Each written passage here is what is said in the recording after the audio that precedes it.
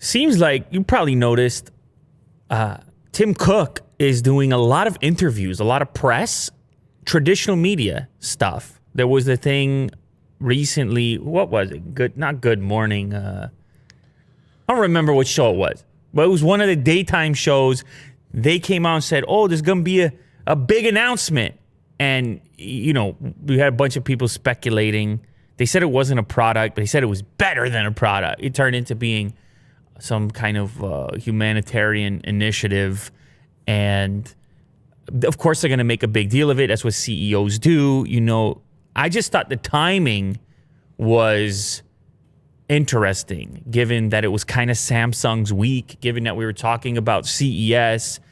You know, it's the tech wind down. There's not a lot going on in January, and Apple sort of just hangs around, sticks around in the minds of enthusiasts and the world and the business world and all the rest of it. Well, anyway, there's a new interview here. I guess he was on, what was it, Fox News? He was on Fox News. So once again, back into the traditional media. He wants to make sure you keep thinking about Apple. Yeah, he's always good with that. And he came in there and they asked him about his new initiative. He says it's about opportunity and giving communities of color opportunity, and we could not be more excited about its potential. So he says all of the, corporate stuff, Apple's bigger than a brand, bigger than a business. We're not going to just sell you an iPhone. We'll sell you an iPhone and then we'll do some stuff with the money. We'll do a few things with the money, but you still got to buy the iPhone. Yeah. Don't forget. That part is still key for us. Anyway, what's interesting to me out of this interview, because a lot of it is sort of what you would expect it to be, is the portion about the Apple car and the way that it was handled. By the way, do you remember that guy, the interviewer from that debate? You remember? Who? What is his name? Chris Wallace? Chris Wallace? You remember? Yeah. Oh, my God. You remember that debate? Gentlemen. He tried to be civil. He couldn't, it was impossible. Yeah. Anyway, I presume that there was maybe a little bit more rapport here in the Tim Cook interview. Although in the image, Tim Cook looks angry, though. I don't know. He looks very... That's like when you catch a screenshot of me for a thumbnail on the later clips, and I have like a seething look. He does not look happy to be there at that moment right there. But maybe that's just the way he looks anyway. So, yeah, he was asked about the Apple car. And the response was, well, I can't comment on rumors and so forth. That was the response from Tim Cook. And then Wallace comes back with, well, you can. You may choose not to, but you're the boss. Whoa, he hits him hard. Jeez, man. Obviously, he can't talk about the Apple car. Anyway, then Cook says, you're right. I choose not to. Touche. So they had a little dance. Yeah. They had a little tango going on right there. It sounds to me like he's got something going on with the Apple car with that type of response. Mm-hmm. I choose not to. Touche. I choose not to comment on rumors. He didn't deny it. Didn't say absolutely not, whatever that means to you. But anyway, Apple's got more stuff going on. You may have heard that they recently banned that Parler application, which is causing, I don't know, it's ruffling. Feathers are being ruffled.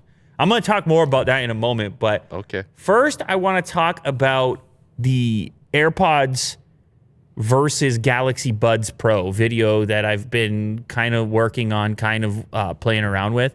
I shot some of it, and I ran into kind of some issues, and I was wondering if those might be fixed up as new software rolled out to the actual phone, to the device, because I was using it with the S21 Ultra, the Galaxy Buds Pro, and I was thinking to myself, wait a sec, there's some sort of a review embargo. This thing isn't even available to the public until the 21st when you can buy it. And I was like, is there potentially some of these issues may have to do with it? But anyway, let me tell you what I'm talking about. So the feature that got me really excited was this talking in order to engage the transparency mode, that it would sense your voice. I don't know if they have a word for it. What do they say? what do they call it? Not ambient sound. They don't have a marketing term. What's that? Something speak? Something speak? It doesn't matter. It's when you talk, essentially what happens is rather than having to touch the earbud or interact with the earbud in any way in order to turn on the transparency mode and lower your music so you can have a conversation without putting much thought into it, and you can dip back into your podcast or back into your music as soon as you stop talking, or like maybe 5 seconds after you stop talking. This feature to me sounded very compelling. The more smarts that are in there, the more kind of background computing going on that your device is capable of. It takes some of the stress off yourself. It just, takes care of it. Those are the conveniences that we like. Those are the advancements that people appreciate. Well, that feature did not work how I wanted it to work. I'm just going to say that right now. It's not at that level yet, but I don't want to spoil the whole thing. I'm going to do the real comparison because there's other categories. But I found this article here saying, hey, you know what? Apple should steal that feature and implement it on the next version of AirPods Pro. I can't say that idea isn't a good one. I think the idea of this is fantastic. I just wonder about the implementation and if it's possible to get it in such a smooth way that it's rock solid and works every time. Because it's one of those features, Will, that if it fails even once, all of a sudden you're saying, well, I could have just tapped my earbud. And now I got the transparency staying on and I wanted it to dip. Or I started talking and the transparency didn't kick in. And now I'm tapping anyways and I'm frustrated because I was sold a feature that I'm not really utilizing. So I would say, yes, if Apple, if you choose to adopt it, I hope you can get it right. And also actually, hopefully there's a software update for the S21 Buds Pro combo that maybe enhances this particular activity. Because I did have a day one software update as soon as I cracked the Buds Pro. And I actually think that update may have enhanced the problem instead of making it better. So anyway, I don't know. I'm going to take a little more time with it and make sure before I speak some words on it. Also has the Dolby ambient stuff in it. So there's a lot to test out and to compare, and that's coming up shortly. So this next story is kind of in the realm of what I was talking about, some of the stuff being thrown at Apple. We obviously, there's been all this story about Parler being shut down, taken off the App Store, wiped off the internet. Amazon bailed. Their backbone was AWS. They were going to sue Amazon, or I don't even remember. They're looking for lawyers. Apple took them down, Google took them down, and people on that side, Parler supporters, users, obviously they were upset. On the flip side of it, you had companies like Apple and Google that just didn't want to be affiliated with what was going on there. Now, a lot of that stemmed from what those app stores would call, or I guess Amazon would say the same thing, a lack of trust? No, like, how Twitter would have a lack of moderation, really. How you would have some employees or some body or some algorithms or some... like admins or mods? All these things, whatever these sites have to essentially find the speech or find the terms that are threatening or whatever else might be the complaint, and eliminate that without necessarily taking down a whole network. That's the claim. Now, other people, all the variety of theorists, think that there's more to the story, and everyone's entitled to their own point of view on that. But it does, this next story kind of sheds light on the complicated nature of being a platform, whether it's an app store or a social media platform. Apple got sued for not removing Telegram from the App Store over violent content. And you're sitting there saying, wait a second, what? How does that work? So there's this group of people that thinks that there's no liability that lies with Apple, that they should completely uphold and support any app that wants to do business on their platform. But this is the kind of weird way in which they could be potentially held accountable for something that does take place on their private platform. And so this organization, they're called Coalition for a Safer Web, claims that by not removing access to Telegram, that they are that they're not supporting. Well, here's the quote. Despite Apple's knowledge that Telegram is being used to intimidate, threaten, and coerce members of the public. So this group believes that Telegram is also a threat, not just Parler.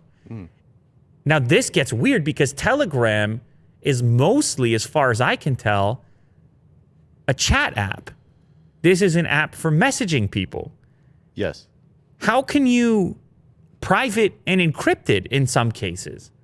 So what exactly are they referencing that they've seen being communicated here? Or are they targeting any, I guess they could be looking at some sort of group talk going on Telegram.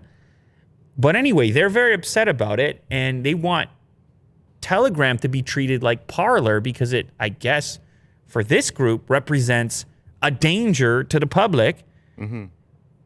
They are saying Telegram is being used as a communication channel for the Russian government and affiliated neo-Nazi and white nationalist groups, sowing misinformation and racial division in the United States and Europe. That's their quote. That's what they say is going on in Telegram. Heavy. What's weird to me is I'm sitting there thinking, couldn't that take place on other messaging platforms? Couldn't those groups use iMessage if they wanted? Yeah. I don't know. Maybe not. Would Apple shut that down? But Apple doesn't read your iMessages. Yeah. And let's say, and then what about Signal? Signal, everything is encrypted. They can't read anything. So how do you police what's being sent back and forth there? Anyway, I presume that if you're going to have a lawsuit, then this particular organization must have some evidence that this stuff is happening in some place on Telegram. But also Telegram has a massive user base.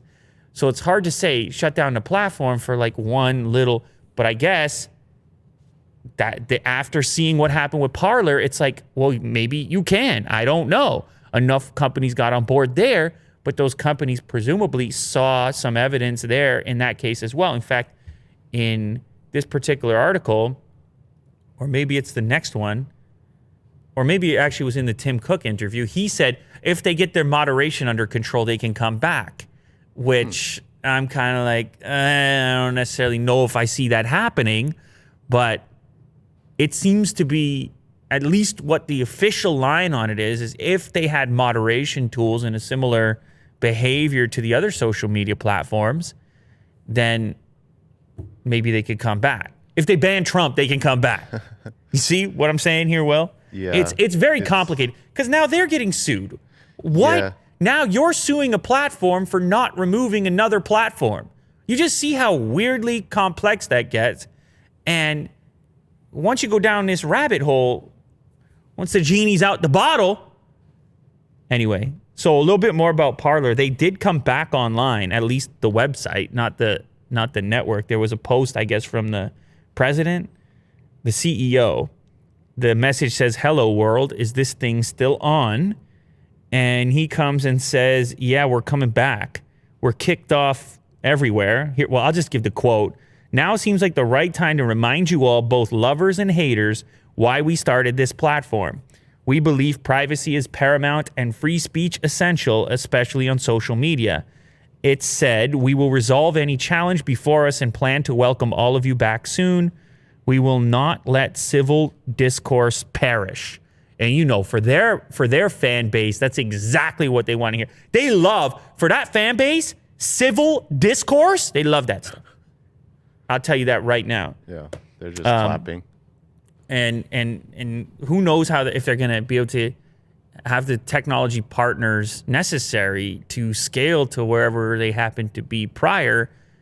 But it is, I mean, when Trump got banned off Twitter, it's like a power vacuum, you know? It's like there's 80 million people that are looking to be influenced, looking to be led by something or someone. And sometimes some of these actions, you can't necessarily predict how that ends up and where that pans out. But for a company like Parler, they see opportunity. They see, hey, we can just quickly absorb 100 million users right quick. We'll figure out how to monetize it later, but we're going to be interested in that user base. And this is one of the complications. I mean, they're saying this stuff about free speech. I said to you previously, these are private enterprises. They got no responsibility in this area. In fact, they have no regulation in this area that they are the new public discourse. Mm-hmm. It's actually the government that would have to hold them accountable to that in the first place if that was something that people, that the citizens wanted to see. So for sure, they don't have to. They don't have to leave anybody on the platform. Not legally. Mm-hmm. They can do as they please, whatever's good for business. But I think there is some level of recognition now, and rightfully so, that some of these platforms should be looked at, and people, citizens, should figure out what the rules should be when it comes to all these variety of behaviors, because it does, especially in 2020 and 2021, it does represent a significant portion of our potential for discourse. Mm-hmm. I mean, there's so many people that might be their main form of communication, mm-hmm. publishing, etc. Like, try and run any of these businesses without this group of mega powerful companies that sort of uphold the web. And I think the AWS one is especially interesting to me because it's real backbone stuff. Mm-hmm. It's real wipe you off the face of the internet type behavior. So again, this is not meant to be political. It doesn't really matter which side of it that you align on, because the type of speech that you might not be okay with could come from either direction. And there seems to be no stable through line through all the variety of services, mm-hmm. except for Trump. They all agreed on Trump immediately. Yeah. In tandem. They're like, you're going to take down Trump? They're like, you're going to kick off Trump? Oh, we can do that too. It's like everyone was waiting for approval. I don't know who did it first. I think Facebook might have done it first. Yeah. But anyway, we'll see. We'll keep an eye on this. Very complicated stuff. Speaking of complicated stuff, man, I had no idea about some of the situation going on with Samsung. I had no idea that this stuff was going on back in Korea. I just hadn't paid much attention. This guy, by the way, define Scion? Is that the same as heir, like in royalty, H-E-I-R? What is a scion? A young shoot or twig of a plant, a descendant of a notable family. Okay, cool. So pretty much, yeah. It's like heir to the throne. Or a car. Yeah, or a car, that's right. This guy, heir to the throne of Samsung, J.Y. Lee, is the son of the previous leader of Samsung. The elder Lee died October 25 after years in coma, which made his son the de facto leader of Samsung. Yeah, it's a very family-oriented business. For sure. The problem is South Korea has some pretty intense rules around inheritance. I don't know what the origin of these rules is or why they're so strict about it. Probably to anti-corruption. If one family gets too powerful, stays too powerful, they may have more influence than the government. I don't know. I'm just... Right. So here's the thing, all right? The family's wealth is estimated at $30 billion. Their tax bill for him to take over and take the inheritance now that his dad is dead would be $10 billion. $10 billion, 1/3. You can imagine not wanting to pay that. That's pretty significant. Yeah. So they have been trying to find ways to have the succession take place with maybe a little finesse.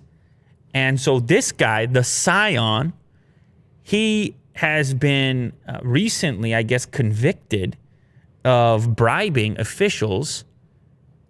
These are bribery charges with, funny enough, some horses. Horses? Probably some high-end horses, man. Let me just do a control F on this. That's what I read. I think I read that too. Here's what was alleged. Samsung provided horses and other payments to a confidant of the former president to win support to help ease his succession. Whoa, it's probably some high-end horses. Yeah. I'm talking like race horses, Will. Yeah. Those can be $1 million, you know? Maybe more, I don't know. I'm talking Queen's Plate. I'm talking Kentucky Derby. Yes, I know that one.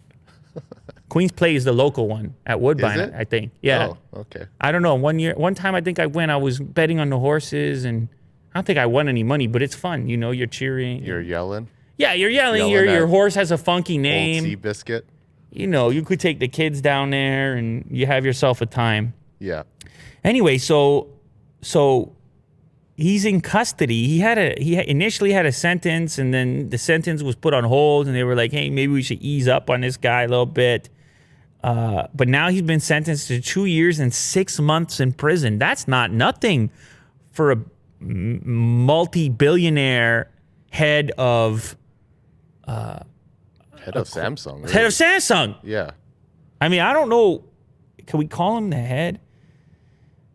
It Isn't also he by the the CEO? I mean, he was definitely he's the vice chairman right now, but he's the heir to the conglomerate. Like he would eventually be the dude. That's what you would perceive. He's only 52 right now. You got to put in some more time. By the way, this situation also brought down the president. Goes to show you, we don't pay enough attention to what's going on in South Korea. There's all kinds of spicy stuff happening, and we don't pay enough attention. And maybe we should every so often. It's kind of interesting to see how it all goes down. Now, speaking of Samsung, my goodness, this laptop they showed off. You see, this is some of the interesting stuff I'm talking about. South Korea. This thing, the blade bezel, this is what I want. This is unbelievable. This is what I need.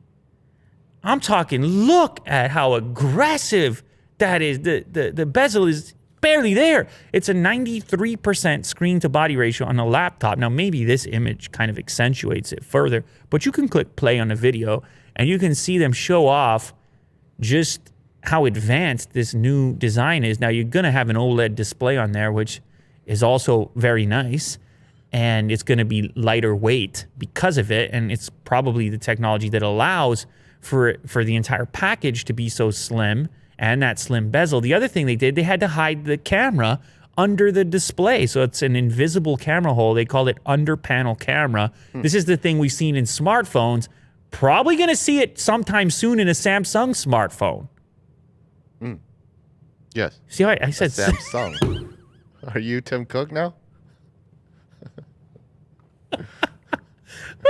It was just the way the sentence went together there, the timing of it. It just fit that way. That was fun. Yeah. So you'll probably see it in a upcoming S series, S22 or something, where they'll actually pack the camera under the display because they're playing around with the idea on this new blade bezel. Is that what they're calling it? Blade bezel, which is interesting because Razer has the Blade laptop. Anyway, crazy thin, crazy light, and the whole lid is display. Now, I don't know when this thing actually ships. Of course, this is part of CES 2021. They say it's 50% thinner than conventional laptops. They reduced the width from 2.1 millimeter to 1 millimeter. That's the display portion. One of the lightest laptops within Samsung's catalog. 30% lighter than laptops of the same size. So that's something to look forward to out of South Korea. Last story on Samsung, and this may actually affect their future laptop designs. Samsung is bringing its Exynos chipsets to computers, according to Tipster. So this is in line with, obviously, what we've seen Apple do. There are talks that Qualcomm is going to bring a chip targeted at laptops. The whole ARM situation, everything's merging right now. People want battery life, performance, connectivity. All this stuff is baked in. Some people's smartphones are more powerful than their laptops. So what do we got going on here? Samsung wants to be a part of that. I can see that. It is just a rumor for the time being. Samsung bringing its Exynos line of chipsets to a new computing category. Obviously, the company Silicon is already found in its family of smartphones, depending on region. our Samsung devices ship with the Snapdragon stuff. That in the video I kept calling it the 875. It's actually the 888 because they decided to change their scaling because because 8 is a really lucky number, and they're like, let's just do 3 8s. We don't, because they had the 855, 865. In my brain, it was already 875. I see. And then I tweeted at them, and they like winked back, and they're like, "Nah, 888's cooler." And I was like, you know what? You might be right on that. 888. Well, how often do you get a chance to be 888? Never. Not. Anyway, they got a chance. So yeah, in our region, our stuff ships with Snapdragon, but my understanding is that the Exynos stuff has been getting better and better, and Samsung might be ready to show off. Apparently, they'll be able to bring these Exynos chipsets to Windows PCs. It all started with a tweet from the Galux. He said Exynos for computers can't wait, and that started the whole thing going. The rumor mill started the rumor mill churning. But I would not be surprised. They make laptops themselves, so that's an easy crossover. And, at this point, it really seems like everybody's coming for Intel's money. Where's Intel in all this? They've been king for so long. Where's Intel in all that talk? Netflix just lost nearly 1 billion hours worth of content. Well, you already knew that because we've been talking about The Office moving over to the Comcast product, Peacock, and it represented tremendous viewership for Netflix. But the question now is whether or not Netflix brought the hours to The Office or if The Office brought the hours to the Netflix. And I figure you're the perfect guy to ask because you watch like 600 hours of The Office on Netflix. If The Office wasn't on Netflix and it was on another service, would you have spent those 600 hours? No. So in your case, Netflix brought The Office to you. Yes. Yeah, it was more of a convenience thing. I have a family plan with Netflix, and it's just there, and I just happen to just stream it when I'm bored. So that's the premise of this entire article, that Peacock is in the market now. They're in the game, and they feel that they're gonna put a big bet down on The Office, which is not a terrible idea. You're gonna have some content to kick things off, but they spent a lot of money to get The Office back, or to get the streaming rights. I think it was $500 million. Do you see that figure in there? I believe it was 500. No, maybe that's too much. Was it? Well, $500 million it was. Comcast paid $500 million for the streaming rights to The Office. That's another way to say that is $500 million. Did you know that $500 million is $500 million? Well, I know that a lot of people like The Office. I know. And they would go to another service and keep that subscription for how long? Anyway, watch all of the seasons. The argument that's made on this article would be the same argument that I would make, which is that Netflix has this tremendous user base, and whatever they put on the homepage, an example used in this article is Tiger King. Like, who's going to know about Tiger King unless the Netflix homepage exists? The Netflix homepage exists, so Tiger King can exist. If Tiger King was some niche series, maybe if it was on YouTube or something and people found it, it could be huge, but that would be for free. But on some other niche streaming platform, it'd be tough to take a risk on some random weird documentary series type of thing. I suppose you could say the same. The one I watched back in the day, Making a Murderer, that was Netflix as well, right? They just got something and they're like, this is pretty good. They slap it on the homepage. They got the tremendous user base and bingo. Now, I feel like it's kind of different rules for Disney because their inventory and their brand name is so strong. Disney is Disney, and you're just like, oh, of course there's going to be stuff on Disney. Maybe I'll take a shot at the subscription. But my thing about The Office is I just don't know that it's that brand. It's more of a casual viewing. I don't know. I'm sure there's some super fans. They're mad right now. They say, no, it's not. The Office is my religion. Get out of my face. Yeah. That's what they're saying to me right now. They're coming for you. So that's fine too, whatever you think. But it is interesting how Netflix has been able to make hit shows where you never expected them to be, like in the example of Tiger King. But they also, I guess, did you watch the Ozark one? Yes, it's great. Okay, so that was theirs too. Yep. Right? So there you have it. Watch this. We finally have humans attempting to fit into the brand new third row seating on the Tesla Model Y. This is a new option that they just made available. They had talked about previously. People very curious, is it actually a usable seat? And of course, we now have our answer via this video in which one individual 6 feet tall tries to fit back there, and a shorter individual, I think 5'4" or something like that. You will see here just how tight it is.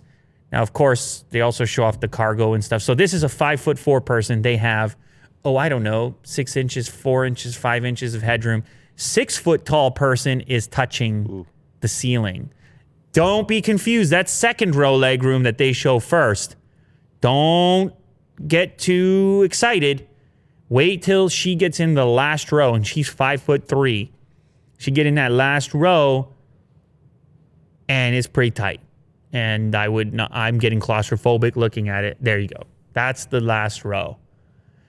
Now I get it. It's a small SUV, and they're just giving you the bonus row, and they fully expect you to put kids back there, not adults. So I shouldn't be getting claustrophobic. So I shouldn't be getting bothered. They do sell a bigger vehicle if you want it, but like for an adult, that is pretty claustrophobic in the third row based on this video. I guess for emergencies. Yeah, or a really short trip, you got to get a group of people somewhere. You lose basically your entire trunk, which I think you can see there. I mean, they were able to kind of fit the stroller upright and get the child back there. Huh. It's almost like the headrest is poking out of the window. Yeah, the headrest probably is going to pretty much touch the glass on the rear door, on the trunk, or it's a hatchback, so the rear door. But yeah, it's a kid seat, so just don't have unrealistic expectations here in the Model Y. If you need more room in the back seat or the third row, you got to get the bigger SUV. That's the bottom line. Yeah. The kids seem happy there. Yeah, the kids would think it was fun to be back there. But anyway, this is our first glance, and now we know what the Model Y brings as far as the third row. This next one is so weird. Keeping it with Tesla for a second, Jamie Lynn Spears, I believe that would be Britney Spears' sister, called Tesla the secret cat killer. Why? Said that Elon Musk owes her some new pets. Uh-oh.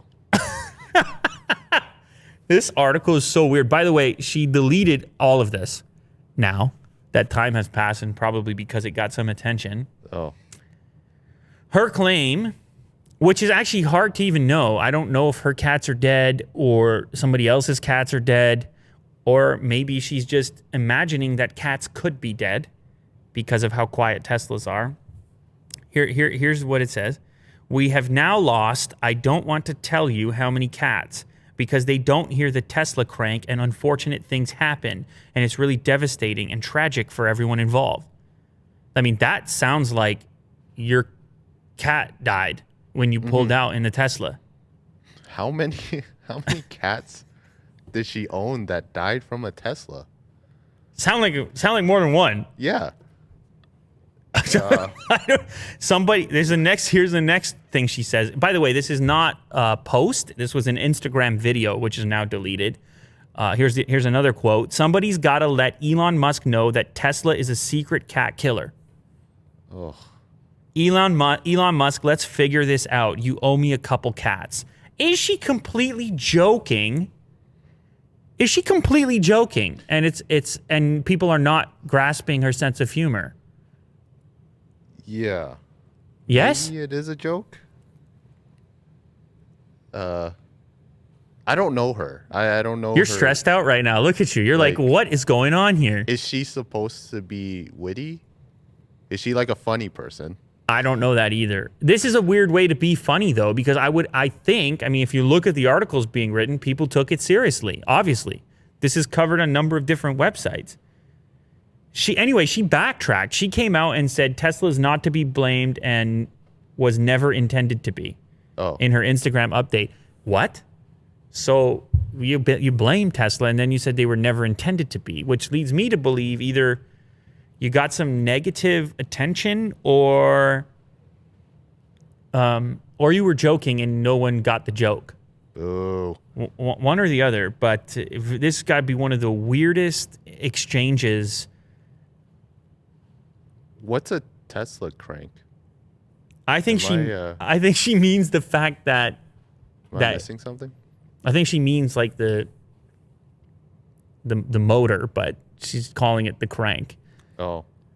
Teslas don't make a lot of noise. They are actually, though, required to make some noise below a certain speed for exactly this purpose. Right. But yeah, it's a bit gruesome to imagine as a joke, or if it's not a joke. Mm-hmm. Either way, it's very weird, very hard to interpret. Yeah, exactly. Are there a bunch of dead cats at the hands of a Tesla? Or does she think dead cats at the hand of a Tesla is a funny idea? Either way, it's relatively gruesome. Yes. If it's a joke, it's very abstract, and I don't think Elon got it, and I don't think most of the internet got it. Or maybe Elon loves it. I don't know. Maybe, yeah. New York Times is worried that kids are playing too many video games during the pandemic. And Kotaku is upset at the New York Times for suggesting such a thing. Specifically, Zach, he says, hey, man, video games are like the only thing we can do. Sheesh. Right. Obviously, the New York Times take was I presume, a little more targeted at the dangers of too much screen time, which there is that piece as well. There's both sides to it, as usual. But I'm sort of more on the side right now of, yeah, global pandemic. I know all my kids' sports got canceled. There's just not a lot to do. And for the record, they singled out kids. No. Everybody's playing too much right now. Yeah. Look at the GPU prices. Look at the consoles. Look at how fired up everybody was getting over Cyberpunk and how their whole life was meaningless now because it didn't work out. Yes. People are gaming right now because they're... What do you want them to do? I mean, you can go for a walk so many times, but I came over here and you're watching snowboarding videos because you can't even go snowboarding. Yeah. So you're just watching a guy snowboard. You got the screen time. What's the difference? Everybody's trying to pretend they're not locked up right now. And people are practically... It's a type of... it's not a quarantine, but it's close. Yeah. And so people are doing what they can to get by, and the video games are acting as kind of a useful distraction for those that the monotony is building up. And escape, whether it's good or bad, in their reality. Yeah, they can actually escape. Yeah, reality's a bit strange right now. But anyway, you know me, Will. I still recommend, if you can get out, take the walk, or even just around a block, take a break. Yeah. Just a variety of things, so it's not just zoned in on the one specific, read a book, whatever. So I understand the merit of both sides, but I would say this is one of those circumstances where it's a little bit more justified than usual. That's what I would say. Oh, did you see this one? Remember how everybody was all fired up about the monolith showing up first in the desert and then everywhere else? This guy took it to another level in Minnesota, in Minneapolis. He said, oh yeah, I see your monolith and I raise you a caveman in an ice block on a regular trail that people are going to pass by. If you scroll down, you see a picture there. Is it real? Yeah, I raise you. Oh. I raise you to this level. That's terrifying. Imagine you're just going for a hike. Okay. First off, it's not real ice. It's plastic, but it really looks like ice, particularly when you're in Minnesota and it's out there on the side of the trail, packed in snow. It's pretty convincing. The artist here, his name is Zach Schumack. He says he created this piece to get people off their phones and into the outdoors. And I have to tell you, I got to tell you, Will. Terrifying them? If you and I were taking a hike in the park with Otis and we happen upon this thing, I'll tell you one thing we're not doing. Yeah. We're not looking at our phones. Well, I mean, or maybe I would. To take a picture. Yeah, take a picture. Okay, video. that doesn't count. That doesn't count. And would you take a photo right away, or would you inspect first? Because I would have to inspect first. Inspect, yes. Yeah, I mean, to see if it's safe. I think the phone, like I'm gonna take a picture, wouldn't happen till. I mean, I think I would check it out for a good 6 minutes prior to snapping a photo. Yeah, I agree. Yeah, so you gotta analyze the situation. And I just kind of like where he's coming from, because you can imagine the entertainment value here on your daily walk. That's going to brighten your whole day. Yeah. I know it's kind of scary the way he did it. There's Greg, the Iceman. With chilling out. Yeah, I mean, hey, man. I realize they could scare some kids or something, but I'm just saying the novelty of it. You would get home and you'd be, eating lunch. You'd be like, man, that was pretty crazy earlier with the thing. And we need those kind of moments right now, kind of like the video games. Something to break you out of the current, what word did I use? Monotony. There you go. I really hope that there's more art sculptures around the world. Well, this kind of stuff motivates it, right? Yeah. One artist would see this, and then they would be inspired. They'd be like, oh, I could do this. And yeah. I don't know what the rules around it are. I think this guy took a photo of himself in front of it, so I'm sure he'll collect it at some point. But it really fits into the landscape where he placed it. Yep. Here's another weird one. Another one perfect for the times. This guy was hiding in the Chicago airport, or O'Hare, for 3 months. And he finally got caught, and he said the reason he was in there is he was hiding from COVID.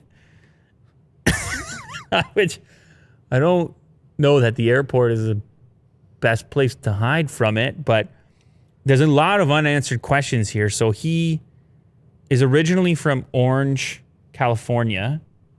So they were trying to figure out first, why is he in Chicago, first of all, in the airport for 3 months? So he lives in California. That's his address. Oh.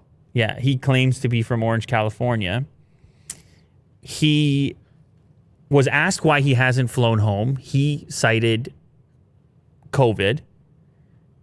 And the way that he got caught is he actually had the badge on of an actual airport worker, and he was in a restricted area of the airport for 3 months. And so now people are saying, wait a second, how do you pull that off? Oh, by the way, the person whose badge he had, they reported it missing. There's nothing happened to that person or anything. Okay. No need to do a whole Netflix series over here, okay? But he got the badge somehow, and they found it.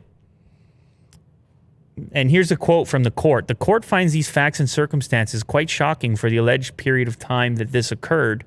Being in a secured part of the airport under a fake ID badge, allegedly, based upon the need for airports to be absolutely secure so that people feel safe to travel, I do find the alleged actions do make him a danger to the community.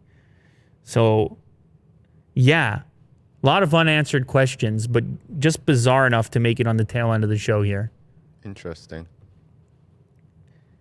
How about this 85-foot smart yacht that actually sails itself? Like a Tesla. Oh. So it's autonomous. It's a futuristic brainchild from the design studio Max Zhivov. This thing, I mean, you don't need to know how to do anything, Will. You could just pick one of these up and it'll take care of you. You just open up an app on your phone, hit the direction. It will take care of the entire route. It will be able to tell if there's some sort of obstruction under the water. You know, rocks and things, because if you were in charge, you'd be hitting all those things. Oh, yeah, definitely. The concept is equipped with high-tech autopilot system. It uses the latest artificial intelligence technology to navigate. It will be able to approach a berth at the right distance for mooring. Now we're getting into the naval terms. Don't make me bring up those sea shanties. Ugh. So, yeah, it could pull up for mooring on its own. That's the most stressful part. I don't know if you've ever been on a yacht, Will. Have you ever been on a boat?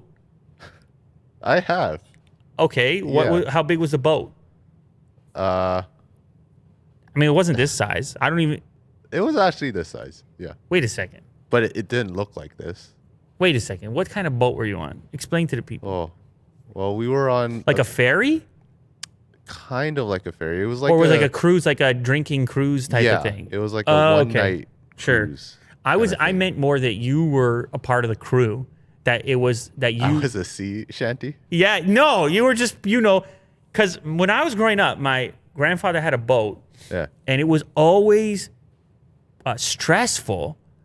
It was a fairly large boat. It wasn't this big, but for a citizen, just a regular dude, it was a fairly big boat, and so it would always be stressful trying to get this thing correctly into the mooring and everything. Like it was just. It was always an experience. A little bit of yelling and screaming. Yeah, we could throw the little bumpers over the side, but I mean, you could really screw it up. And generally, a lot of people would be watching. If you had to go fill up with gas or something, you'd have a big audience as well. Oh. Now, me on the other hand, when I've gone to the cottages and stuff, I've only ever had a small boat or a sea-doo, like a jet ski or something. Even those, though, it can be stressful. When you're just rolling up But anyway, this one takes all that headache out because it takes care of it. It's autonomous. The Drakkar S, controlled directly from an app on your phone. The idea is you charter the yacht for a short trip of 1 to 4 days. Once aboard, you choose the destination via the app, and the system automatically charts a course and sets sail. Look at the interior on that thing. Yeah, very modern. I mean, could you relax in there or no? Oh. I hope so. I hope so. Well, I hope you can at least relax in there. Anyway, it's a render. I don't know if it's going to be made or not, but it's about time. I think we're ready for autonomous yachts. Oh, yeah. Here we go. Last one of the day. Epic fast food fails. Reality versus the adverts. This is when you see the picture of the food and then like whatever the brand advertises, then you actually get it. Oh. And you know how it's always, it never meets the criteria of the picture. No. And the question is, from which brand, how much distance is there from the picture and what you end up with? So you can just click through a few of these for us if you don't mind. Oh my goodness gracious. What is that, Arby's? It looks like it. Beef and cheddar. Okay. Beef up your mood. Still good? Hey, their beef and cheddars are great. No, I know, but let's look at the first picture. Look at the first picture. Yeah. Okay, look at that picture. The melted cheese. Now go to the other one. A lot of this has to do with the camera and the lighting. Yeah. And it's not just, it obviously is squished compared to the photo, but the photo's unrealistic to begin with. Well, yeah, that's true. All right, keep it moving. Let's do a few. The bun looks similar. Let's do a few more here. All right, that's some kind of really tall chicken sandwich by the looks of it.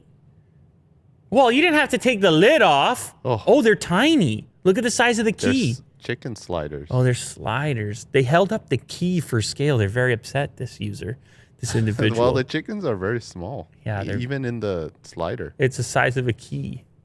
It's like a chicken nugget on bread. Yeah. This is a 7-Eleven sandwich, turkey sandwich.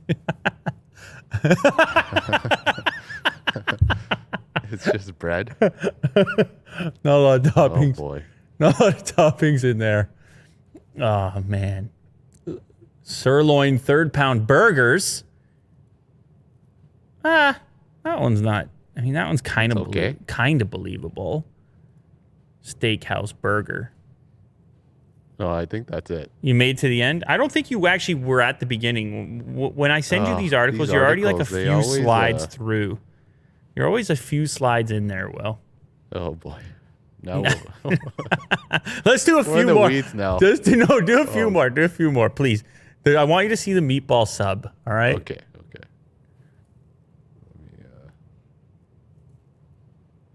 We gotta go backwards.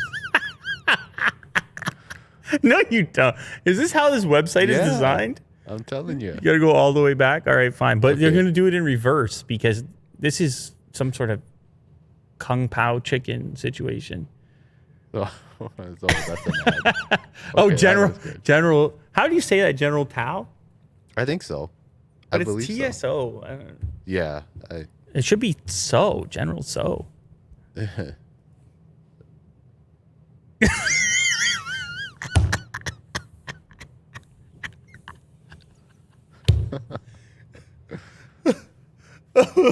I just love what we're doing right Hey, now. this doesn't look too bad.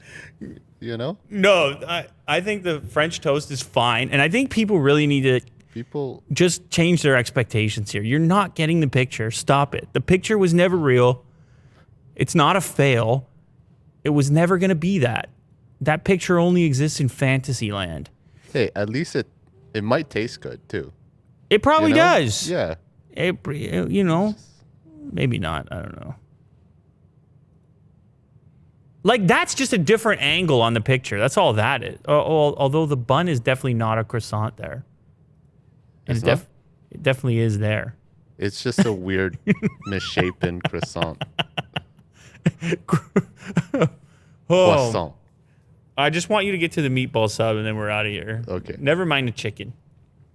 Yeah, just to get to the meat. Like, that looks normal, that last one. There you go. Like, so this person just ripped half this. Yeah, that's not nice, man. Come on. Like, that's delicious. It was doomed. It was obviously going to fail. All right. Let's get out of here, Will. What are we doing with our lives? Let's get out of here.